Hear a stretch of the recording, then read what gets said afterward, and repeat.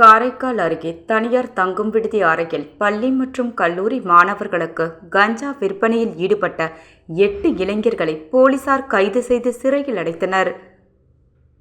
காரைக்கால் அடுத்த நிரவி மெயின் ரோட்டில் உள்ள தனியார் தங்கும் விடுதியில் இளைஞர்கள் சிலர் கஞ்சா விற்பனை செய்வதாக நிரவி காவல் நிலைய போலீசாருக்கு ரகசிய தகவல் வந்தது. இதனையடுத்து போலீசார் அந்த ஓட்டலில் சோதனை செய்தபோது ஒரே அறையில் 8 இளைஞர்கள் கஞ்சா போதையில் கஞ்சா விற்பனை செய்து வந்தது தெரியவந்தது.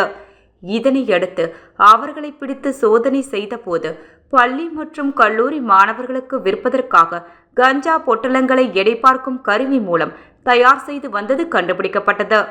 தொடர் விசாரணையில் காரைக்கால் சேர்ந்த கிருத்திக் ரோஷன், கிருஷ்ணகுமார், ஆதில், ரஃபிக், சாகுல் அகமது, ஷாருக் இஸ்மாயில், அந்தோனி ஷிகில் ஆகியோர் என்பது தெரியவந்தது. தொடர்ந்து அவர்களை சோதனை செய்ததில் 8 நபரிடம் பல்வேறு எடை கிராம்களை கொண்ட ரூபாய் 30,000 மதிப்பிலான பாலித்தீன் பைகளில் சுமார் 260 கிராம் கஞ்சா பொட்டலங்கள் இருப்பது கண்டுபிடிக்கப்பட்டது. தொடர்ந்து 8 பேரையும் கைது செய்து கஞ்சா பொட்டலங்கள், 7 செல்போன்கள், 4 விலை உயர்ந்த இருசக்கர வாகனங்கள், கஞ்சா விற்பனைக்காக பயன்படுத்தப்பட்ட எடை பார்க்கும் கருவி மற்றும் ரூபாய் 7,500 பணம் பறிமுதல் செய்யப்பட்டு காரைக்கால் நீதிமன்றத்தில் ஆஜர்படுத்தப்பட்டு சிறையில் அடைக்கப்பட்டனர்.